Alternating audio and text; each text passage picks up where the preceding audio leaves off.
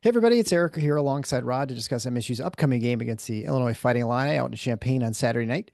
We'd like to say how much we appreciate everyone who supports the show, specifically those Patreon supporters at the Mateen Cleese level, Bill Church, Brian O'Donnell, Michael Bosnick, Chad Hickey, Mike Huntoon, and Scott Driscoll.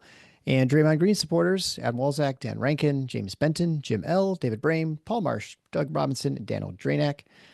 And all the Scott Scout supporters on Patreon, as well as Rich Wagenheim, Kenneth Kermet, and Roger Bronsink, Al, Michael Emmerich, and Joe and VT on Substack. If you want to support the show, we'd appreciate it. Just head on over to our support page at tffinots.com/support to get the necessary links.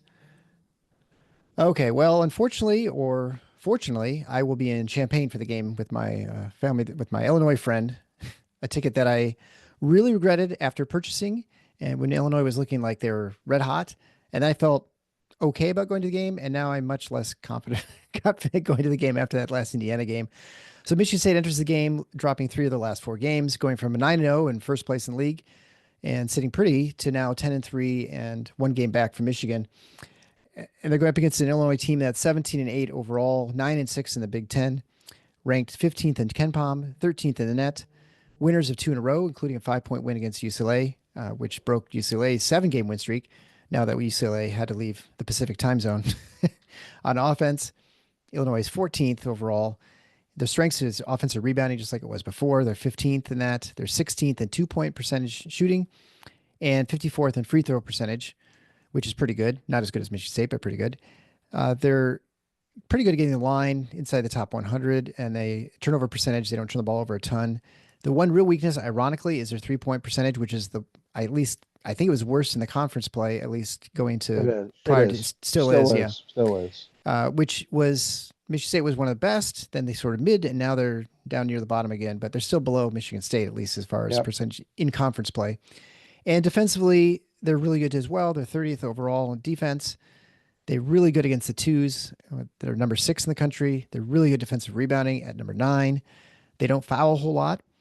So they're 43rd in opponent free throw rates. And they guard the threes well at 52, which are all things obviously you have to do in order to be a top 30 defense. They do give up a lot of 3-point shots, but anyway, the 3-point percentage is not great. They're fourth as far as 3-point percent defense for when the shots go up. So obviously, this is a team just pretty similar to what we saw a few weeks ago when they came to Breslin. Strong defensive rebounding, strong offensive rebounding team, good shooting team outside of the 3, and a tough, stingy defense. Yeah, it really comes down to the threes at both ends of the court. On offense, they take way too many of them to be justifiable, in my view, given the way they shoot them. Yeah. And they were not good in the non-conference, and they've become worse in league play. At the other end, they're decent. They're actually pretty good defending threes in terms of opponent percentage against them, but they give up a ton of them. And that's the thing. When you look at their profile, there are a lot of strengths, but they're only 30th overall. So why is that? Well, best as I can figure, it really comes down to the fact that they give up so many threes that even not great percentage shooting against them is still hurting them. Yeah. So those are the 2 things you really look at. And we'll return to this subject when we talk about the keys, particularly on the offensive end for them. But it's easy to say, don't shoot as many threes. Right. And frankly, that's what I would be doing if I were Brett Underwood with this team. Because as we've said about Michigan State and the jump shooting, like, you are what you are at this point. Mm-hmm. You can always, any team can have a hot game. In fact, Illinois did have a hot game. They shot almost 40% from 3 last night against UCLA. But over the course of the rest of the season, you'd be right to be suspicious of Yeah. the likelihood of them being successful there. And it really has damaged them. And then I also think, you know what they say about lies, damned lies, and statistics. And when I watch Illinois play, despite the fact that their defense against twos is really good statistically, I'm not all that impressed. I mean, Michigan State had a field day getting downhill against them. Yeah. And that's what you USC have too. to Yeah. do. Yeah, exactly. We've seen several teams do it. And so that to me suggests a vulnerability that if you just look at the statistics and you haven't actually seen them play, you might think wasn't there. But, overall, we've had a lot of fun mocking Illinois this year, mostly, well, not entirely because of their fan base, because Brad Underwood says a lot of stupid shit too. But um, I do understand to a tiny extent when you get into the weeds on them and you look at the statistics, I can understand at least a little bit of the frustration. Like, why aren't we winning more? Because there's a lot to like in their Hmm. profile. There really is. And that's to some extent reflective of what, frankly, too many people for too long have hung to this narrative that, oh, they've got this unbelievable ceiling and, look out for them in March. But I get it a little bit when I look at this because you can see why people would be seduced by this team. And look, there's still time. I mean, they've got 6 losses in the league. They're still in play because of pretty healthy metrics that if they can go on a run, say they end up 14 and say they don't lose another game. I think that's unlikely, but even say they end up like 13-7 in the league. Um, they're still going to have a pretty healthy resume. Hmm. And I think, maybe top 3, top 4 would be out of reach without a hell of a run to close. But I could see a 5 seed, a 6 seed for sure. This is not a team that is in, serious trouble of slipping like to an 8, 9, 10. They'd have to go in the tank for that because Yeah. they're non-conference. They did enough good work that the overall picture still looks pretty healthy. So it's it's been a weird year for them, kind of a tough year in many ways because I think of the expectations that non-conference created around their program, but still obviously a dangerous team. It's just you don't know what you're going to get from game to game. And I think that's the frustrating part. Also, not surprising when you basically turn your entire roster over and you've got a decent amount of first year guys, meaning first year playing college basketball that are playing key roles. Right. You're going to likely see some inconsistency. Yeah. Well, they're definitely a team that you watch and you're like, this is, you're not surprised if they were to come out and beat a really good team. Like if they were to beat Auburn, let's say, you wouldn't be like totally amazed. You're like, well, they got that, their part pieces had the game sort of like they can do. They just don't do it often enough, right? Like they Yeah. shoot 40% from three and they're also launching a lot of them and they play and they, rebound Yeah. still well. So it's not, that's why they're such a tantalizing team, as you mentioned. I mean, not only metrics, but then you look at them and watch them, you're like, yeah, they got all this talent. They got first round, But NBA draft pick, top lottery picks everywhere. There's every reason to think that this team could be really, really good. They just have not shown that consistency game in, game out. And that's where but they've sort of been falling. part of it too, though, I think is so they, as I said, they do a lot of things well, obviously both ends.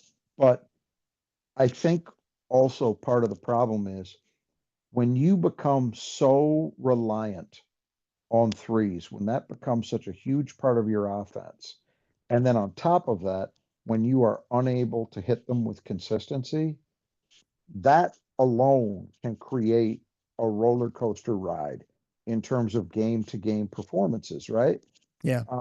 Because if they were shooting at the level they are, but the attempts were a little more muted, I think you would see greater consistency in terms of wins.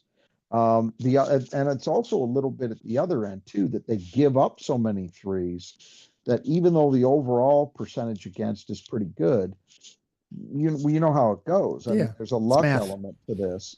Well, it's math, but there's also a luck element to this in terms of game to game performance. And if you're constantly giving up a lot of attempts and you have, 2 or 3 nights out of 12 where somebody gets hot, you can take 2 to 3 losses. Yeah. And I think some of that's been true too, but mostly it's at the offensive end that I think the heavy reliance on threes has been a problem for them in terms of being able to actually win games. All right. Well, let's just move on then to talk about the player to keep in the gutter, brought to you by the Brothers Suggest Gutters. Friends, if you have gutters, which if you're in the state of Michigan listening to this, then you're in the right place because the Brothers Suggest Gutters can fix those gutters up, make sure they don't leak, make sure they have proper drainage. Maybe they need to get replaced or just some leaf guards on. Maybe they just need to get cleaned out. So contact the Brothers Suggest Gutters. As a listener to the show, you get 10% off by just mentioning Final Four when you get your estimate. And a way to find the estimate, where you always need to go to our support page at tffinots.com/support. And there you can find ways to contact the brothers and have them do the work that needs to be done in your house or your business, maybe apartment building, whatever it might be. If it's got a gutter, they can fix it. And they can do big jobs, little jobs. So it doesn't have to be the whole house. It might just be one small section. They can come out and take care of that as well. So make sure you contact the brothers. You'll be glad you did. They worked at my house and they did a great job. So once we get done here, we'll have Rod give us his player who needs to be kept in the gutter. I'm going to guess who it is, but we'll start with Kasparas Jakucionas, a 6'6" freshman from Lithuania. He leads them in scoring at 16 points a game. He's shooting 48, 35, and 83, a little over 5 free throw attempts a game as well. He pulls down almost 5.5 rebounds a game, leads the team in assists with 5 a game, although he does commit quite a few turnovers at 4 a game. And he was kept in the gutter with the first game by the whistle, basically. So that's not unusual for him. Tends to foul a decent amount, I guess we'll say. It's inconsistent, but it's been a problem. Like he had 4 fouls against UCLA, Hmm. and that's not the first time it's happened. Right. Uh, Look, Yakuchonis is obviously a guy with a lot of potential, but I think the course of the season has proven out that it's tough to win with a freshman point guard. It just is. And it won't surprise me now, it'll likely be in the NBA, but if a year from now you see some improvement in terms of the decision making. For Hmm. all his gifts, and he has many of them, he's got some issues. I think the foul trouble is reflective of not always great defensive positioning, and I don't think he's a superior athlete. So it can put him in bad positions. You think back to the Michigan State game, they really Yeah. put him under pressure, and he took the bait and put himself in foul trouble. I mean, that was the bottom line. Illinois fans cried about it, and the coaching staff cried about it. It's bullshit. They were all legit, or most of them were legit, and it was because he couldn't defend. That's what put him in a hole to begin with, at the very least. His first 2 fouls were plays where he just got blown by. Yeah. So that's been an occasional issue. The turnovers have been a big problem at times, and Illinois is not like a crazy. It's weird. They're not a crazy turnover team at all, but their 2 point guards, the profile is not great, and I don't quite understand it. But again, it's one of these weird things about them where you look at the overall number and say, well, okay, they're just inside the top 100 turnover percentage. It's not awful. That shouldn't mean that it's a huge problem, but man, you look at him and at Boswell, I think these guys aren't close to even a 2-to-1 ratio. That's not good from your lead guards. The other thing I would say is that Yakichonis, although he certainly has the ability to shoot the three, as the season has gone along, you've seen that number decline a little bit. What's he at? 35 right 30. now? He was almost 40, I feel like, when we Yeah. previewed Yeah, before. he was in the high 30s earlier in the year. Yeah. And when I watch him play, it looks pretty simple to me. It's shot selection. Yeah. But I just think overall, you add all those things I've just set up, and you can summarize them in one word, I think: judgment. He betrays his youth in terms of his judgment. And, that's a very common thing among freshmen. So it's not unusual to see, Hmm. but it does go to, the hype that was emanating from Champaign and from other places that should have known better, um, meaning national media, about what he was. Because I think we've now got a picture of what he actually is, which is a talented guy, a guy with a world of potential, but an imperfect player at this given moment. Though certainly a guy who in any given game can be a problem for the opposition. Let's not I know I'm Yeah, saying a lot of things that could be taken right. as negative. He's got, any given game that guy could go out and put up 25 and 8, Sure. with a bunch of rebounds. Like he's certainly capable of making a big contribution in any game that they play.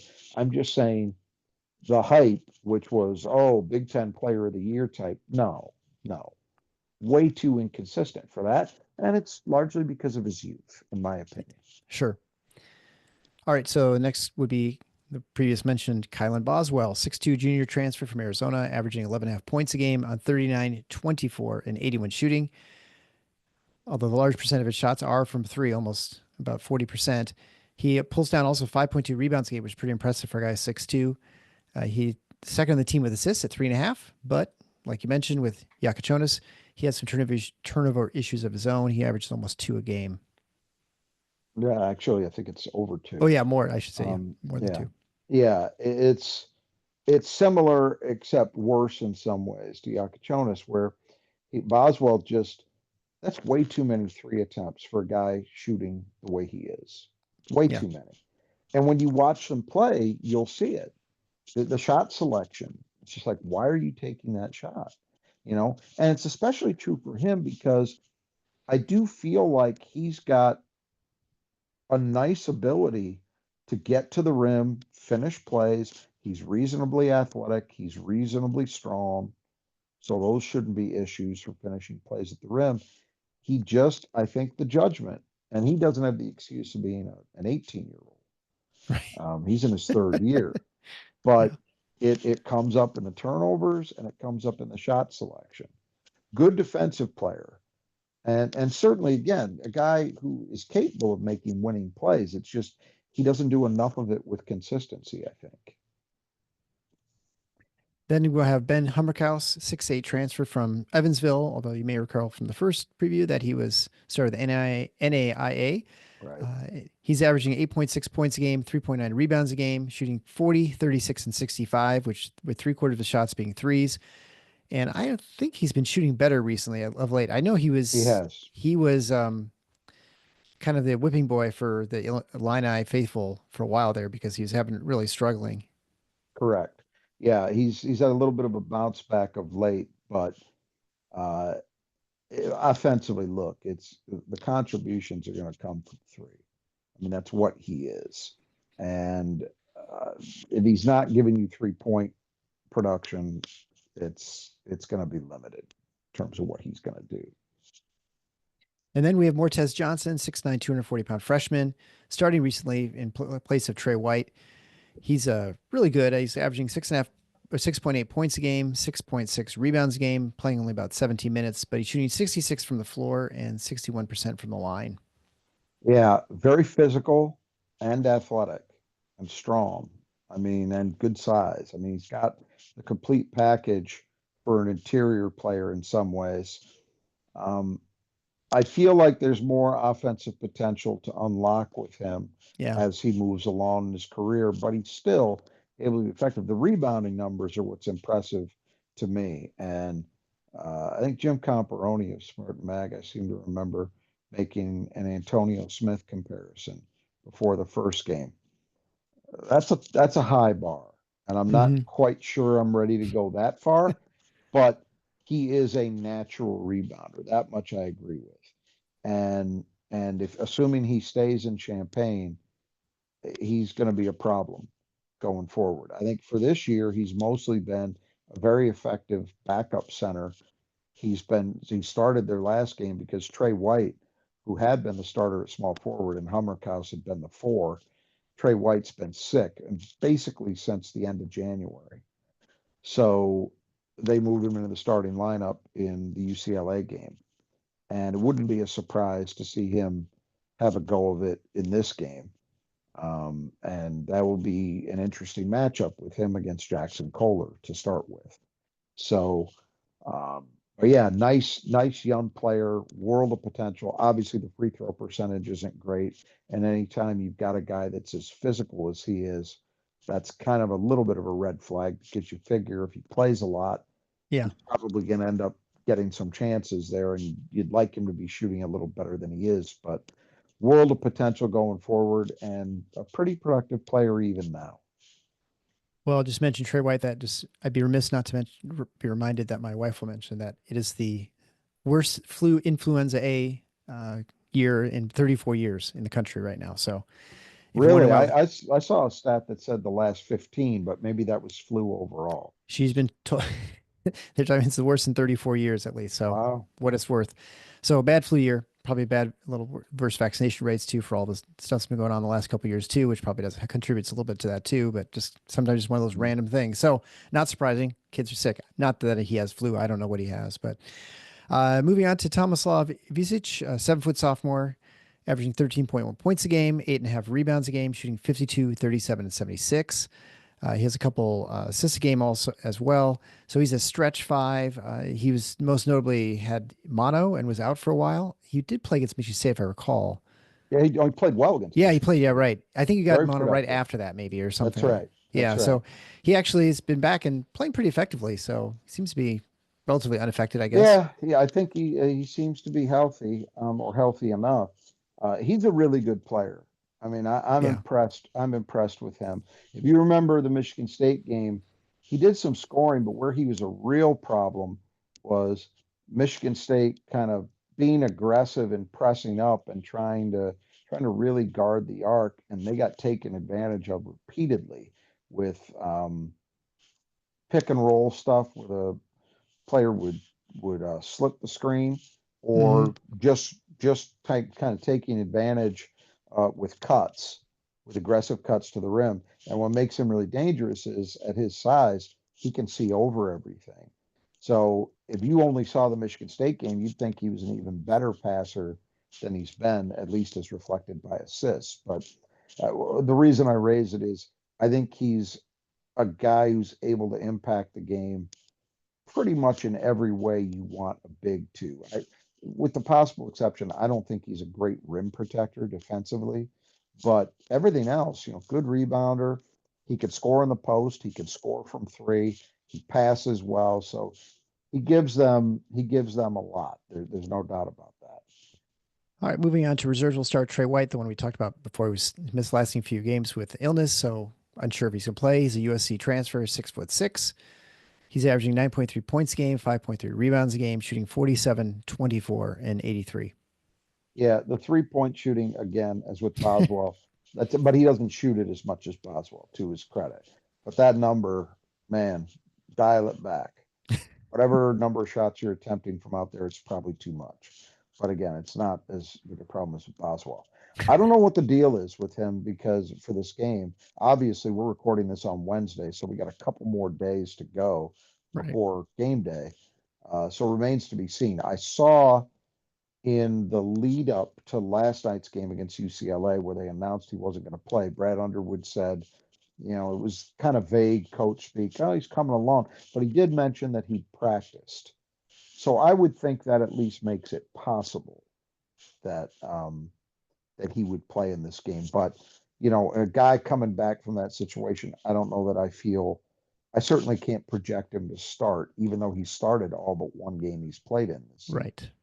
Um, he's an interesting player, much like he was at USC. He's kind of a jack of all trades type guy. Other than the 3-point shooting has not been very consistent, but he's reasonably athletic. He's a pretty versatile defensive player. He can rebound. He can score some inside the arc. Does a lot of different things to help you win games without being um, a, uh, a super super strong player in any one given area.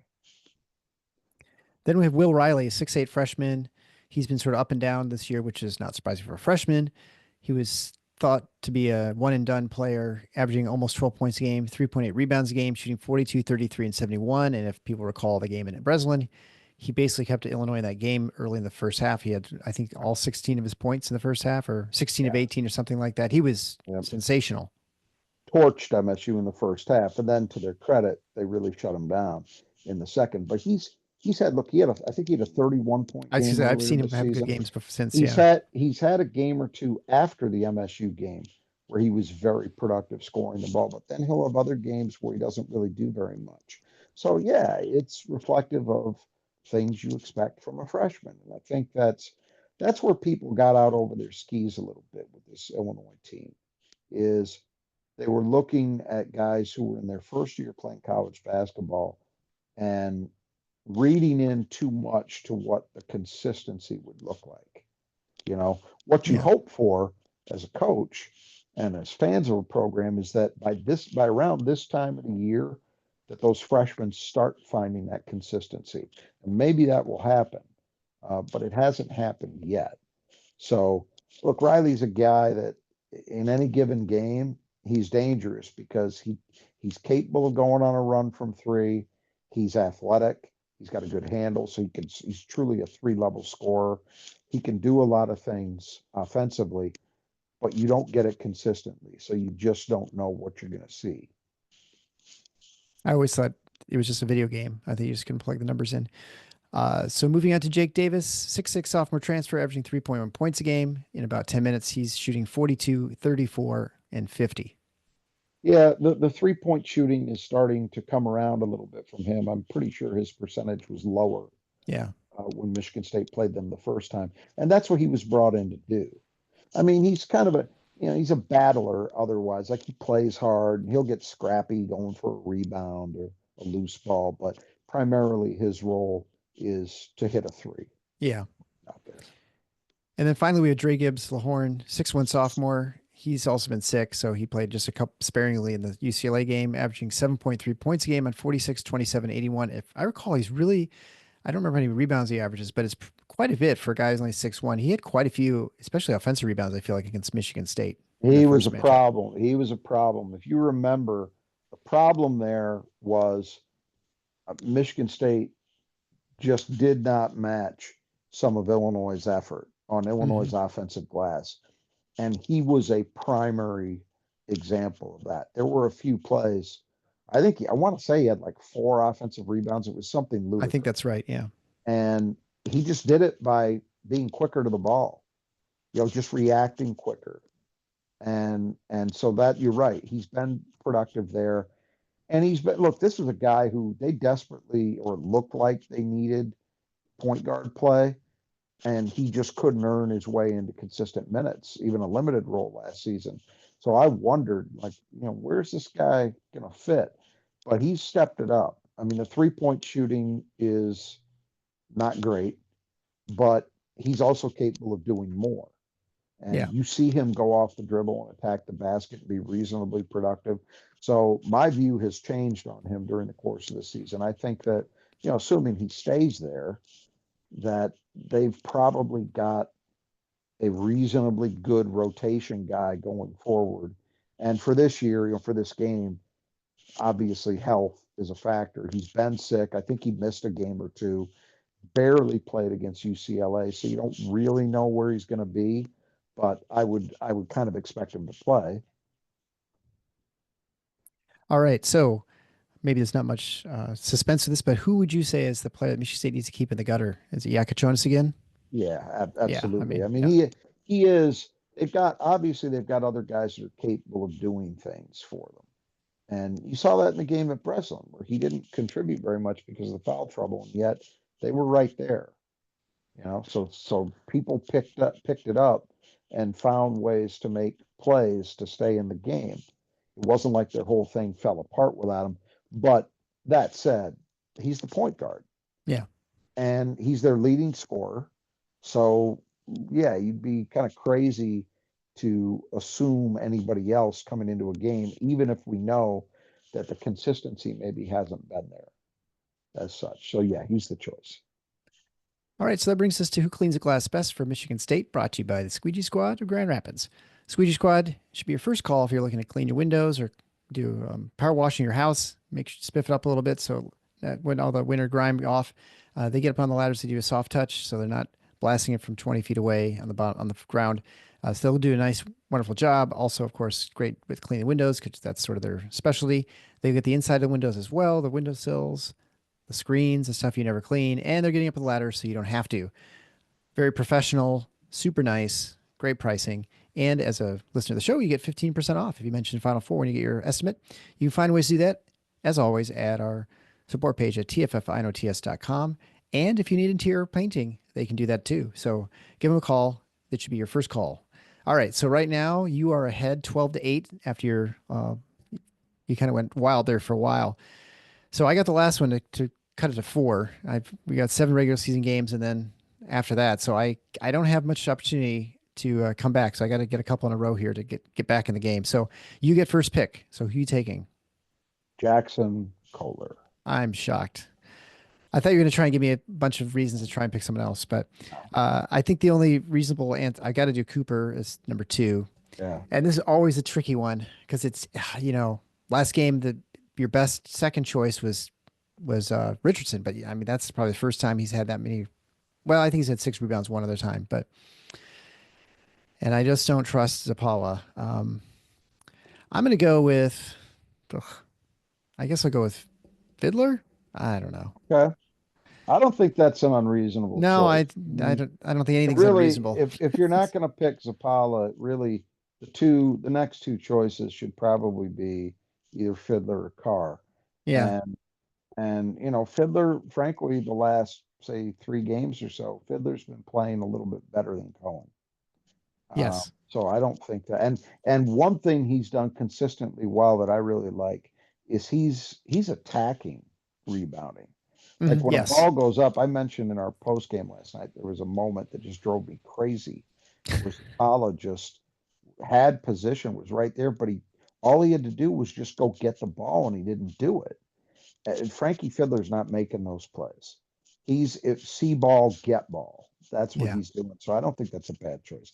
But having just said that, I'm going to take my man Zapala as my pick. I think in a game with where rebounding is at a premium and Illinois has a lot of size, I think, and it's the kind of size that I think he can play against. So I'm gonna pick him as my second choice. All right. We'll see how it turns out. Hopefully, ends up in a W either way for Michigan State. All right. So that brings us to 5 keys to the game brought to you by Nudge Printing. If you need great Spartan apparel, again, no better place to go than Nudge Printing. You can find it at nudgeprinting.com. You get 20% off if you type in Final Four in the coupon code at checkout. Great stuff. I don't know what to say. I say it all the time. They are the most favorite in my family, whether it's a coat, whether it's t-shirts, hoodies, quarter zips, kind of got it all. They got really cool hats too, if you're into hats. And I know it's not baseball hat season, but it will be soon. So you check out their hats. They're a really cool collection. They're actually getting some golf ones as well. He's always working on new things. And so Gabe's always tinkering. He does great graphic design. So, and also if you can go to Fabricated Customs, you can get shirts for like an event for your business, maybe for some sort of like fundraiser. He can put that together. He'll help do the graphic design. He's helping with my wife with one of her groups that she's working with. He helped us with our robotics group, did fantastic work. And the greatest part about it, you didn't have to go to the post office. You didn't have to do the shipping yourself. You didn't have to collect the money. He does all that for you and ships it right to people's houses. So the distribution, that part is super easy. All he asks you is, what do you want to charge for stuff? He tells you what the price is for his costs. And then, if you want to make money on top of it, you can charge more, whatever you want to do for fundraising. So it's really easy, and it should be first call as to Nudge Printing or Fabricated Customs if you want something like that. All right. So the first key of the game is the threes. And I, of course, did not edit this, so I apologize for that. So, Illinois shoots a bunch of them. So what are you going to do to stop them? Well, I think it cuts both ways. So we start with Illinois on its offensive end. It's interesting. They've won 2 in a row, right? They went to Minnesota and won pretty comfortably in Minneapolis. And kind of a headline out of that game was they didn't take many threes. I think they were under 40% of their total shots came from 3.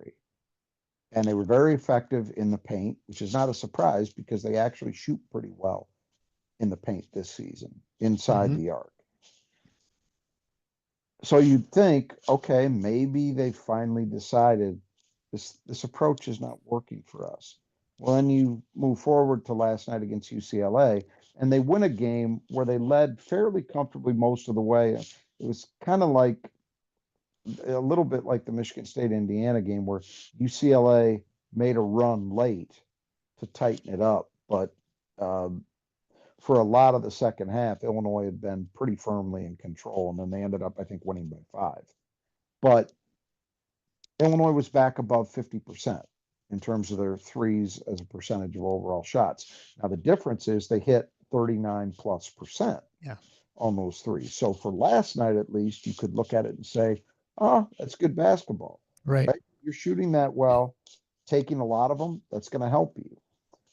I think, however, if I was an Illinois fan, I would be a little bit concerned about that because I might have thought the Minnesota game, hey, we found something. We found the way this team actually should play rather than what they've been doing most of the season. This is what it feels like to me. It feels like Illinois is a team that is capable of being really good offensively. And instead, they're only good. And it's because they take shots that aren't good shots for Yeah. this team. So it will be interesting on a couple levels. One, it'll be interesting if they're dialed in again from 3 or not. Obviously, you hope that they're not if you're Michigan State, that they hold to their seasonal performance. But then the other thing to watch is how many of those shots are they taking? You know, the game at Breslin, Michigan State, as I mentioned a few minutes ago, I thought were really aggressive in terms of pressing up, Yep. playing a high line to kind of take shots away or really contest the ones that they did take. And it exposed them a bit. They really got hurt on back cuts and on some pick and slip stuff.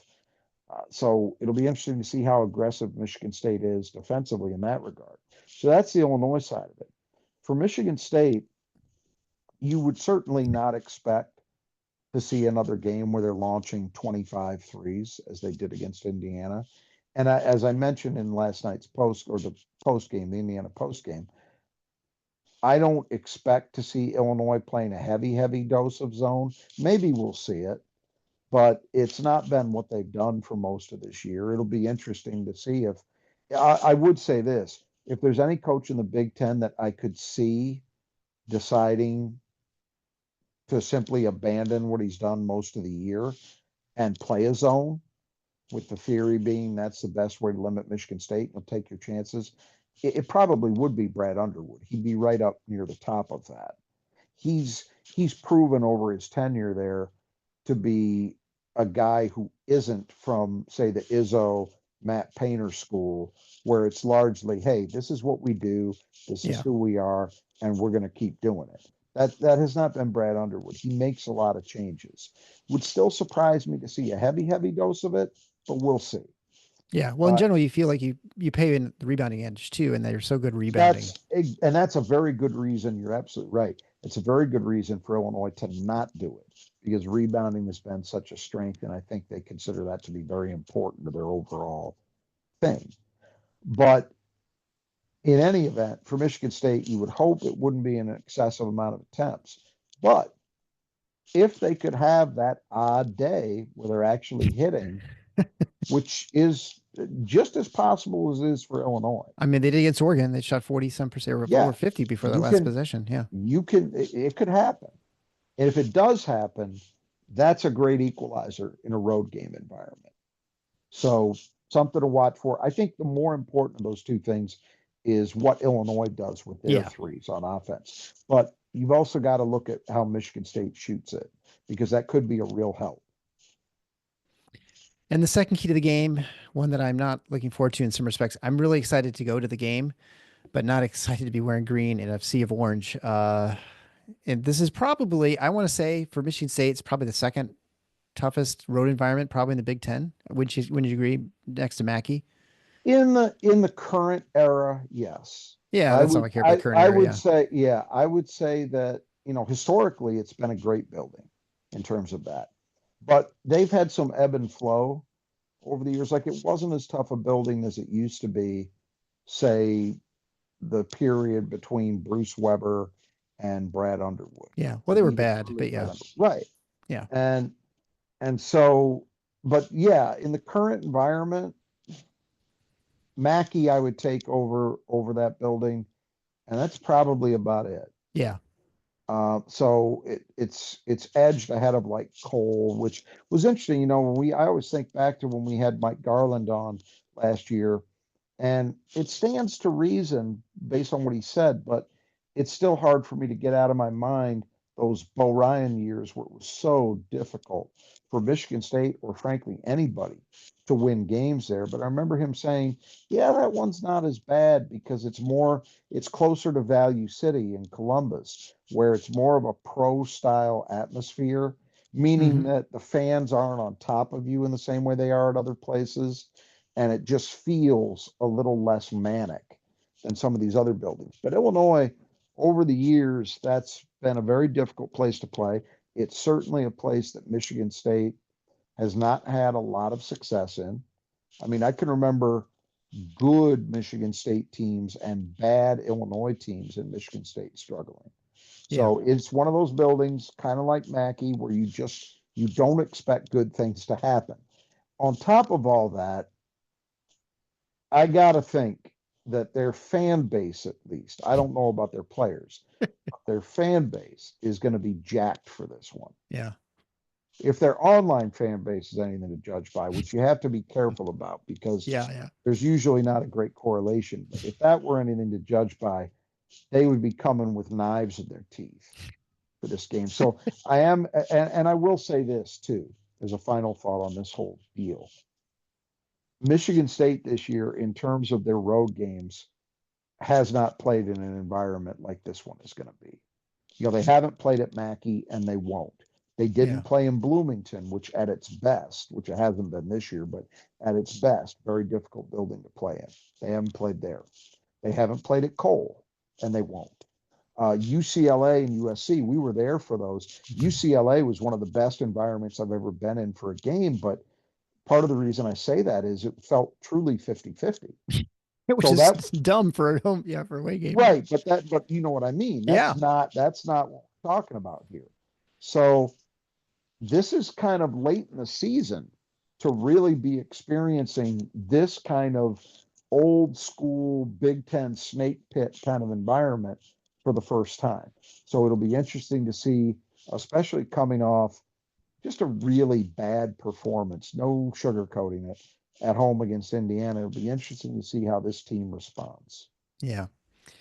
Well, that brings us to our third key to the game, the boards. This was obviously important. The first matchup in Michigan State held their own. I think we thought that was about the Yeah. best you can hope for against Illinois. Well, we're pretty close. Yeah, I think Illinois had a 2% advantage Yeah, in but offensive basically a rebounding tie. rate, Yeah. 37. I think it was 37-35 or 35-33, something like that.